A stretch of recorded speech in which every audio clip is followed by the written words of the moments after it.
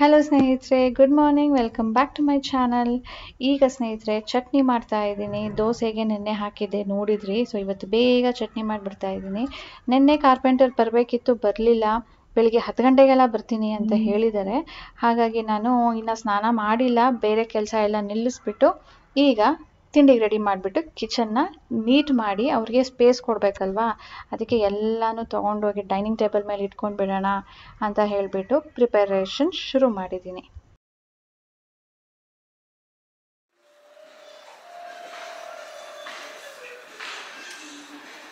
Bedsheet ಯಾವಾಗ ಹಾಕೋದು? ಎಲ್ಲಿಂದ ತೆಗೆದುಕೊಡ್ಬೇಕು? ಇಲ್ಲೇ ತಾನೇ ಇರೋದು. ಓಹೋ, ಸ್ವೀಟಿ ಕ್ಯೂಟಿ. ಆಗ್ತಾ ಇಲ್ಲ. ನಾನು ಈ ಬೆಡ್ಶೀಟ್ನ ಚೇಂಜ್ ಮಾಡಬೇಕು ಅಂದ್ಕೊಂಡೆ. ಹೆಂಗಿದ್ರು ಧೂಳಾಗಿದೆ. ಇವತ್ತು ಫುಲ್ ಧೂಳಾಗ್ಬಿಡ್ಲಿ, ಆಮೇಲೆ ವಾಶ್ ಹಾಕೋಣ ಅಂತ ಹಾಗೆ ಬಿಟ್ಟಿದ್ದೀನಿ. ನಿನ್ನ ಅದೃಷ್ಟ ಚೆನ್ನಾಗಿದೆ, ತಂದವ್ರೆ ಸಿಕ್ತನ್ಸುತ್ತೆ. ಸೊ ಇದೆಲ್ಲ ಬಾಗಿಲುಗಳು ನೋಡಿ, ಸೈಜ್ ಕರೆಕ್ಟಾಗಿ ಕಟ್ ಮಾಡಿಕೊಂಡು ಮೆಷರ್ಗೆ ಎಲ್ಲ ಕಡೆನೂ ಈ ಥರ ಹಾಕ್ಕೊಂಡು ಬಂದಿದ್ದಾರೆ. ಸೊ ಇದು ನಮ್ಮ ಕ್ರಾಕರಿ ಯೂನಿಟ್ಗೆ, ಸಣ್ಣ ಬುಕ್ ಶೆಲ್ಫ್ಗೆ, ಇದೆಲ್ಲ ಲಾಫ್ಟ್ಗೆ. ಇನ್ನು ಗ್ಲಾಸಿಂದು ಬಾಗಿಲಿದೆ, ಸೊ ಅದನ್ನು ಅವರು ತರಬೇಕೀಗ. ಸ್ನೇಹಿತರೆ, ಇವತ್ತು ನಾನು ನಿಮಗೊಂದು ಪ್ರಾಡಕ್ಟ್ ರಿವ್ಯೂನ ಕೊಡ್ತಾ ಇದ್ದೀನಿ. ಇದು ಬಂದು Agaro Regal 800 watts hand held vacuum cleaner for home use. Dry vacuum cleaner ಇದು. 6.5 kPa ಸಕ್ಷನ್ ಪವರ್ ಇರುತ್ತೆ, ಲೈಟ್ ವೇಟ್ ಇರುತ್ತೆ ಆ್ಯಂಡ್ ಸ್ಮಾಲ್ ಸೈಜಲ್ಲಿದೆ. ಈಗ ಒಂದೊಂದೇ ಅಟ್ಯಾಚ್ಮೆಂಟ್ಸ್ ನೋಡೋಣ. ಇದು ಎಕ್ಸ್ಟೆಂಡರು. ನಾವು ಯಾವುದೇ ಒಂದು ಅಟ್ಯಾಚ್ಮೆಂಟ್ಸ್ನ ಯೂಸ್ ಮಾಡೋ ಮುಂಚೆ ಅದನ್ನು ಹಾಕೊಳ್ಬೇಕಾಗತ್ತೆ. 5 ಮೀಟರ್ ಲಾಂಗ್ ಕಾರ್ಡ್ ವೈರ್ ಇರುತ್ತೆ. ವ್ಯಾಕ್ಯೂಮ್ ಕ್ಲೀನರಲ್ಲಿ ಕೂಡ ಒಂದು ಆಫ್ ಆ್ಯಂಡ್ ಆನ್ ಬಟನ್ ಇರುತ್ತೆ. ಅದನ್ನು ನಾವು ಮೇನ್ ಸ್ವಿಚ್ಚಲ್ಲಿ ಹಾಕ್ಬಿಟ್ಟು ಆನ್ ಮಾಡಿದ್ರು ಕೂಡ ಇಲ್ಲಿ ಆನ್ ಮಾಡೋ ತನಕ ಅದು ಆನ್ ಆಗೋದಿಲ್ಲ. ಮತ್ತು ಒಂದು ರೆಡ್ ಕಲರ್ ನಾಬ್ ಏನು ನೋಡ್ತಾ ಇದ್ದೀರಾ, ಅದು ನಾವು ಡಸ್ಟ್ ಕಲೆಕ್ಟರ್ನ ಓಪನ್ ಮಾಡೋದಕ್ಕೆ. ಸೊ ಈಗ ನಾನು ಮಲ್ಟಿಪರ್ಪಸ್ ಬ್ರಷನ್ನು ಯೂಸ್ ಮಾಡ್ತಾ ಇದ್ದೀನಿ ಸೋಫಾ ಕ್ಲೀನ್ ಮಾಡೋದಕ್ಕೆ. ಸೋಫಾ ಆಗಿರ್ಬೋದು, ಬೆಡ್ ಆಗಿರ್ಬೋದು, ಅಥವಾ ನಿಮ್ಮ ಕಾರ್ಪೆಟ್ ಕೂಡ ಆಗಿರ್ಬೋದು, ಅಥವಾ ನೀವು ನೆಲದ ಮೇಲೆ ಏನೋ ಬೀಳ್ಸಿದ್ದೀರಾ ಅದನ್ನು ಕ್ಲೀನ್ ಮಾಡಬೇಕು ಅಂದರೂ ಕೂಡ ಈ ಬ್ರಷನ್ನು ಯೂಸ್ ಮಾಡ್ಕೊಳ್ಬೋದು. ಈಗ ನಾನು ನೂಕ್ ಆ್ಯಂಡ್ ಕಾರ್ನರ್ಸಲ್ಲಿ ಈಗ ಸೋಫಾ ಸರ್ಫೇಸ್ ಏನೋ ಕ್ಲೀನ್ ಮಾಡಿದೆ. ಈ ಮೂಲೆಗಳಲ್ಲಿ ಎಲ್ಲ ಅದು ಬ್ರಷ್ ಹೋಗೋದಿಲ್ಲ ಅಲ್ವಾ, ಅದಕ್ಕೆ ಬೇರೆ ಬ್ರಷನ್ನು ಹಾಕ್ಕೊಂಡಿದ್ದೀನಿ. ಇದು ನೋಡಿ ಎಷ್ಟು ಈಸಿಯಾಗಿ ಒಳಗಡೆ ಎಲ್ಲ ಕೂಡ ಡೀಪಾಗಿ ಕ್ಲೀನ್ ಮಾಡ್ಬೋದು. ಇದೇ ಅಟ್ಯಾಚ್ಮೆಂಟ್ನ ನಾವು ಕಿಟಕಿಗಳು ಕ್ಲೀನ್ ಮಾಡೋದಕ್ಕೂ ಯೂಸ್ ಮಾಡ್ಕೊಳ್ಬೋದು. ಅಂದರೆ ನೋಡಿ, ಈ ಥರ ಅಲ್ಯೂಮಿನಿಯಂ ಫ್ರೇಮ್ ಇರುತ್ತೆ. ಇಲ್ಲಿ ನಾವು ಬೆಟ್ ಹಾಕಿ ಕ್ಲೀನ್ ಮಾಡಬೇಕಾಗತ್ತೆ. ಬೆಟ್ಟಲ್ಲಿ ಕ್ಲೀನ್ ಮಾಡಿದಾಗ ಎಷ್ಟು ನೋವಾಗುತ್ತೆ ಅಂತ ಮಾಡಿರೋರ್ಗೇನೆ ಗೊತ್ತು. ಸೊ ಅಂಥ ಟೈಮಲ್ಲಿ ನಾವು ವಾರಕ್ಕೊಂದ್ಸರಿ ಈ ಥರ ವ್ಯಾಕ್ಯೂಮ್ ಕ್ಲೀನ್ ಮಾಡ್ಕೊಳ್ಳೋದ್ರಿಂದ ಧೂಳು ಜಾಸ್ತಿ ಶೇಖರಣೆ ಆಗೋದಿಲ್ಲ. ಅವಾಗಲೇ ಲೈಟ್ ಆಗಿರುತ್ತೆ, ಬಂದ್ಬಿಡುತ್ತೆ. ನಾವು ಡೈರೆಕ್ಟ್ ವ್ಯಾಕ್ಯೂಮ್ ಕ್ಲೀನರ್ನೇ ಇಟ್ಕೊಂಡು ಮಾಡ್ಬೋದು, ಯಾಕಂದರೆ ಅದು ಲೈಟ್ ವೇಟ್ ಇರೋದ್ರಿಂದ. ಅಥವಾ ಏನು ಹೋಸ್ ಪೈಪ್ ಇದೆಯೋ ಅದು ಫ್ಲೆಕ್ಸಿಬಲ್ ಇರುತ್ತೆ, ಬೆಂಡ್ ಆಗೋ ಥರ.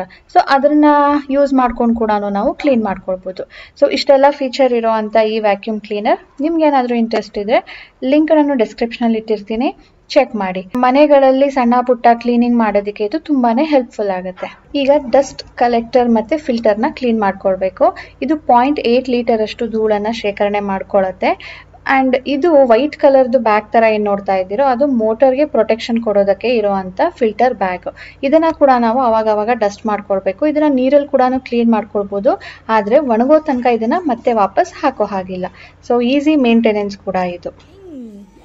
ಸೊ ಕವರ್ ಆಯಿತು. ಕಾರ್ಪೆಂಟ್ರ್ ಆ ಕಡೆ ಬಂದರು, ಈ ಕಡೆ ನಮ್ಮ ಸೋಫಾ ಕವರ್ ಆಯಿತು. ಇಲ್ಲಿ ಓಪನ್ ಇರೋದು ನಮ್ಮ ಸಾನೂರು ಒಳಗಡೆ ಹೋಗ್ಬಿಟ್ಟು ಆಟ ಆಡಬೇಕಂತೆ.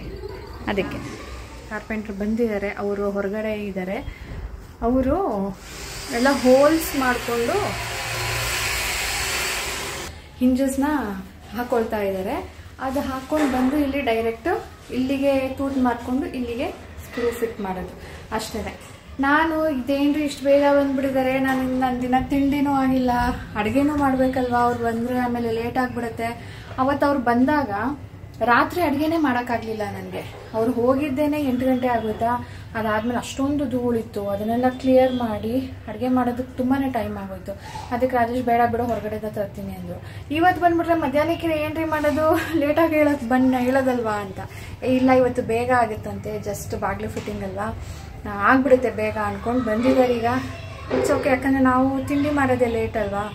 ಸೊ ಸ್ವಲ್ಪ 1 ಗಂಟೆ ತನಕ ಅವರು ಖಾಲಿ ಮಾಡಿಕೊಟ್ರು ಕ್ಲೀನ್ ಮಾಡ್ಕೊಂಡು ಅಡುಗೆ ಶುರು ಮಾಡ್ಬೋದು ಅಂತ ಅಂದ್ಕೊಂಡಿದ್ದೀನಿ. ಈಗ ತಿಂಡಿ ಮಾಡ್ಬೇಕು. ಸಾನು ಆಟಾಡ್ತಾ ಇದ್ದಾಳೆ. ಅವಳು ಫ್ರೆಂಡ್ಸ್ ದಿನ ಬೇಗ ಬರೋದಿಲ್ಲ. ಇವತ್ತು ಬೇಗ ಬಂದಿಯಾರಮ್ಮ, ನಾನು ಹೋಗ್ತೀನಿ, ಆಮೇಲೆ ಬಂದು ಸ್ನಾನ ಮಾಡ್ತೀನಿ. ಇಷ್ಟು ದಿನದಲ್ಲಿ ಇವತ್ತೇ ಅವಳು ಇಷ್ಟು ಬೇಗ ಹೋಗಿರೋದು, ಸ್ನಾನ ಮಾಡದೆ ಹೋಗಿರೋದು. ಇಲ್ಲಾಂದರೆ ಸ್ನಾನ ಮಾಡಿ ತಿಂಡಿ ಮಾಡಿ ಕಾಯ್ತಾ ಇರ್ತಾಳೆ. ಅವಾಗ ಅವಳು ಫ್ರೆಂಡ್ಸ್ ಬರ್ತಾರೆ. ಓಕೆ, ಬನ್ನಿ ಈಗ ತಿಂಡಿ ಮಾಡೋಣ. ಇವತ್ತು ಹೇಗೆಲ್ಲ ಮಾಡ್ತಾರೆ ನೋಡೋಣ.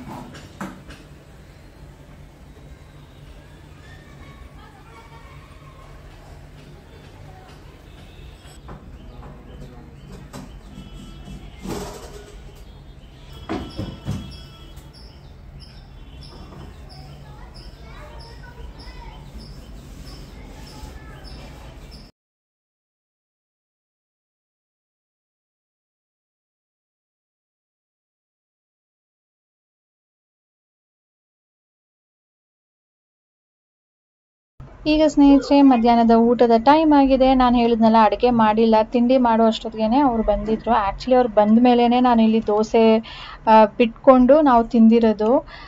ಎಲ್ಲನೂ ಪ್ರಿಪೇರ್ ಮಾಡಿ ಇಟ್ಟಿದ್ದೆ ಅಷ್ಟೇ. ಅವ್ರು ಬಂದ ಮೇಲೆ ಸ್ವಲ್ಪ ಗ್ಯಾಪಲ್ಲಿ ದೋಸೆ ಒಬ್ಬೊಬ್ಬರಿಗೆ ಬಿಟ್ಕೊಟ್ಟಿದ್ದೀನಿ. ಈಗ ಊಟ ಟೈಮ್ ಆಗಿದೆ. ಅವರು ಕೂಡ ಊಟ ಮಾಡೋದಕ್ಕೆ ಅಂತ ಬ್ರೇಕ್ ತೊಗೊಂಡಿದ್ದಾರೆ. ನಾನೀಗ ಅಡುಗೆ ಮಾಡೋದಕ್ಕೆ ಅಂತ ಬಂದಿದ್ದೀನಿ. ಲಾಫ್ಟ್ದೆಲ್ಲನೂ ಕೆಲಸ ಮುಗಿದಿದೆ. ಬಾಗಿಲುಗಳೆಲ್ಲ ಹಾಕಿದ್ದಾರೆ. ಈ ಓವನ್ ಮೇಲೆ ಏನು ಸ್ಟೋರೇಜ್ ಯೂನಿಟ್ ಮಾಡಿಸಿದ್ದೀನೋ ಅದಕ್ಕೂ ಕೂಡ ಆಗಿದೆ. ಅದ್ರ ಪಕ್ಕ ಏನು ಉದ್ದದ್ದು ಒಂದು ಸ್ಟೋರೇಜ್ ಯೂನಿಟ್ ಮಾಡಿಸಿದ್ದೀನೋ ಅದಕ್ಕೆ ಗ್ಲಾಸ್ ಡೋರ್ ಬರಬೇಕು. ಸೊ ಅದನ್ನು ಅವರು ತರಬೇಕಂತೆ. ಮೆಷರ್ಮೆಂಟ್ ತೊಗೊಂಡೋಗಿದ್ದಾರೆ, ತೊಗೊಂಡು ಬರಬೇಕಾದ್ರೆ. ಮತ್ತು ಇನ್ನು ಕ್ರಾಕರಿ ಯೂನಿಟ್ದಿದೆ, ಬುಕ್ ಶೆಲ್ಫ್ದಿದೆ.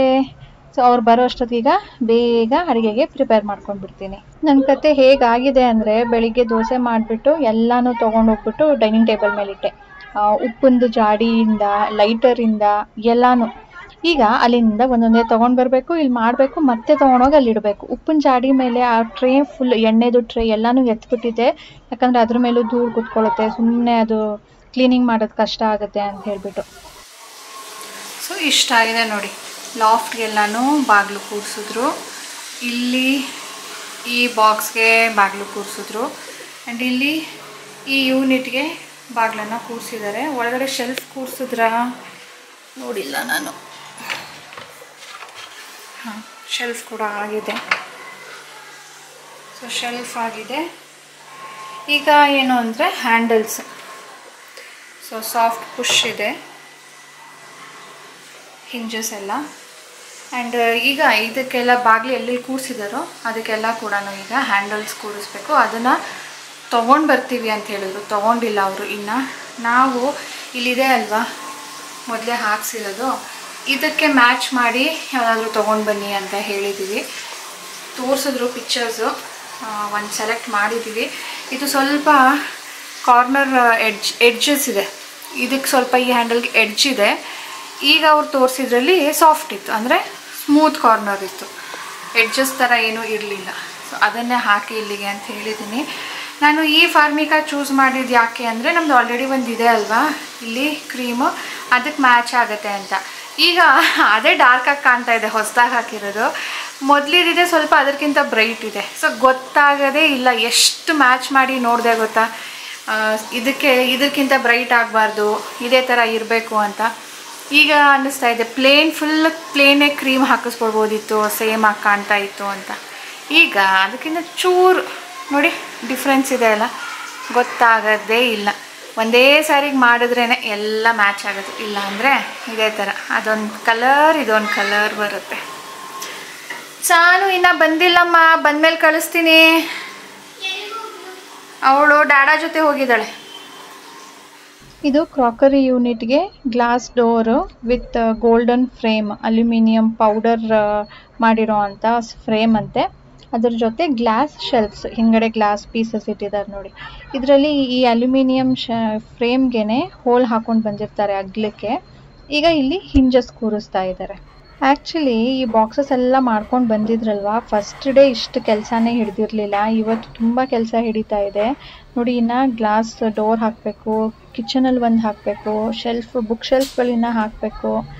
ಇವತ್ತೇ ಜಾಸ್ತಿ ಕೆಲಸ ಹಿಡಿತಾ ಇದೆ. ಆ್ಯಂಡ್ ಕಂಪ್ಲೀಟ್ ಆಗುತ್ತೋ ಇಲ್ವೋ ಗೊತ್ತಿಲ್ಲ. ಈಗ ಗ್ಲಾಸ್ ಹಾಕೋ ಮುಂಚೆ ಅವರು ಪೇಪರ್ಸ್ ಎಲ್ಲನೂ ಇರುತ್ತೆ, ಅದ್ರ ಮೇಲ್ಗಡೆ ಒಂದು ಲೇಯರ್, ಅದನ್ನು ತೆಗಿತಾ ಇದ್ದಾರೆ. ಆ್ಯಂಡ್ ಒಳಗಡೆ ನಿಮ್ಗೇನು ಮಾರ್ಕ್ ಕಾಣ್ತಾ ಇದೆ ಅಲ್ಲಿ ಲೈಟ್ ಹಾಕಬೇಕು, LED ಸ್ಟ್ರಿಪ್ ಲೈಟ್.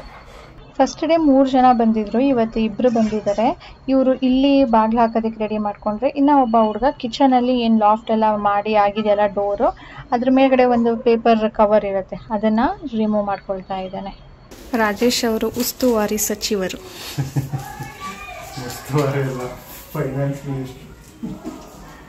ಓಕೆ, ಅದನ್ನು ಪದವಿ ನಿಮಗೆ ಕೊಟ್ಬಿಡೋಣ. ಉಸ್ತುವಾರಿ ಸಚಿವರು ಹಾಗೂ ಹಣಕಾಸು.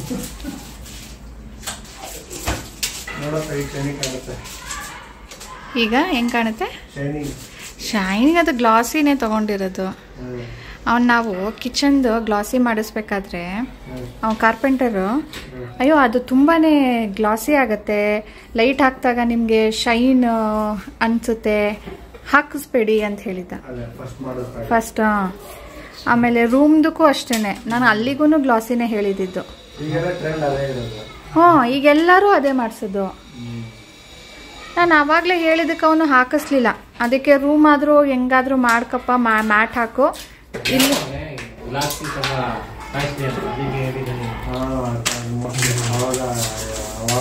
ರೋಡ್ನೆ ನಮಗೆ ಕಾಂಟ್ರಾಕ್ಟರ್ ತಗೊಂಡವನು ಲೇಬರ್ ಹೋಗ್ಬಿಟ್ಟು ಎಸ್ಕೇಪ್ ಆಗ್ಬಿಟ್ಟವನೆ, ಬರಲೇ ಇಲ್ಲ ಅವನು.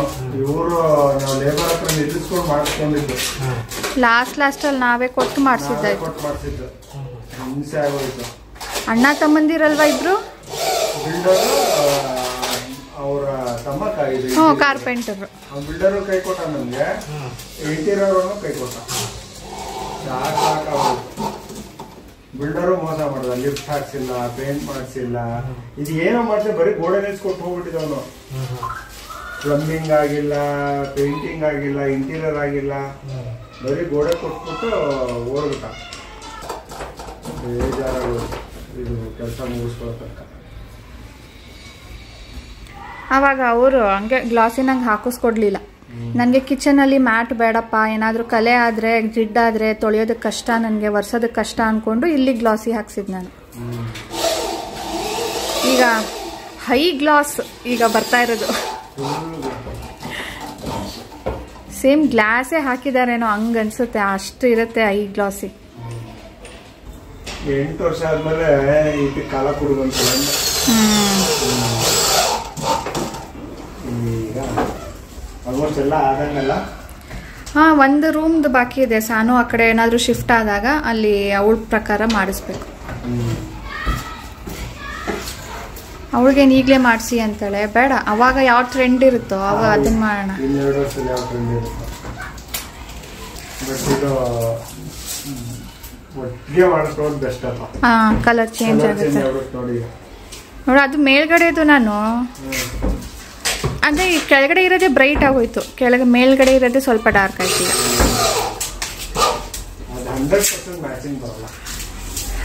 ಸಿಕ್ಕಿರೋದೇನೋ ನಾವು ಪ್ಲೇನ್ ತೊಗೊಂಡಿದ್ದಿದ್ರೆ. ನಾನು ಪ್ಲೇನ್ ಆದರೆ ತುಂಬಾ ವೈಟ್ ಆಗಿಬಿಡುತ್ತೆ ಅಂದ್ಬಿಟ್ಟು ಈ ಥರ ತೊಗೊಂಡೆ, ಅದರಿಂದ ಡಾರ್ಕೇ ಆಗೋಯ್ತು. ಇದು ಒಳಗಡೆ ಬರುತ್ತೆ, ಇದೆ ಹೊರಗಡೆ. ಸೊ ಇದು ಹ್ಯಾಂಡಲ್ಲು, ಎಲ್ಲಿ ಹ್ಯಾಂಡಲ್ಲು? ಈ ಕಡೆ ಇಲ್ಲಿದೆ ನೋಡಿ, ಉದ್ದಕ್ಕೂ ಇರುತ್ತೆ.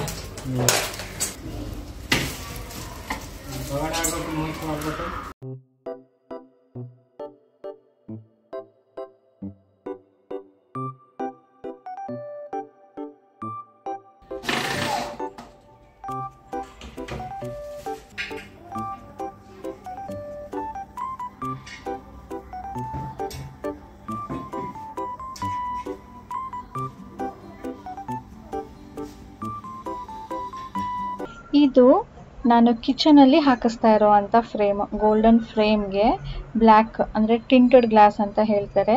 ಸೊ ಇದು ನೋಡಿ ಹೇಗೆ ಬರುತ್ತೆ ಲುಕ್ ಅಂತ ಹೇಳ್ಬಿಟ್ಟು. ಇವಾಗ ನೋಡ್ದ ನೀನು? ಬಂದ ತಕ್ಷಣ ನೋಡಿದ್ಲು ಅಂದ್ಕೊಂಡೆ.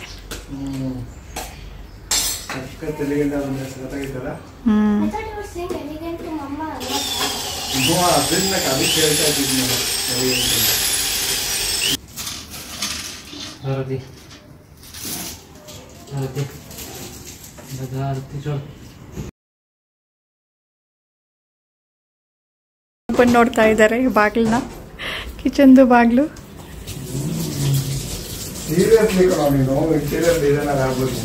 ಅದಕ್ಕೆ ಹೇಳಿದ ಅವತ್ತು ಕೋರ್ಸ್ ಮಾಡ್ಲೇನ್ರಿ ಅಂತ. ನಾನು ಅವತ್ತು ಹೇಳ್ದೆ ತಾನೇ ರೀ, ನಾನು ಕೆಲಸನ ಡಿಸೈನ್ ಮಾಡಿ ಕೊಡ್ತೀನಿ, ನೀವು ನಿಂತ್ಕೊಂಡು ಮಾಡಿಸಿ ಅಂತ.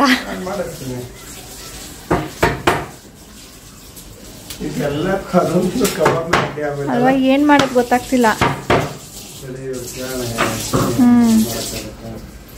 ಕೆಳಗಡೆದು ಪ್ಲೇನ್ ಅನ್ನಿಸ್ತಾ ಇದೆ, ಮೇಲ್ಗಡೆ ಚೆನ್ನಾಗಿ ಬಂದಿದೆ.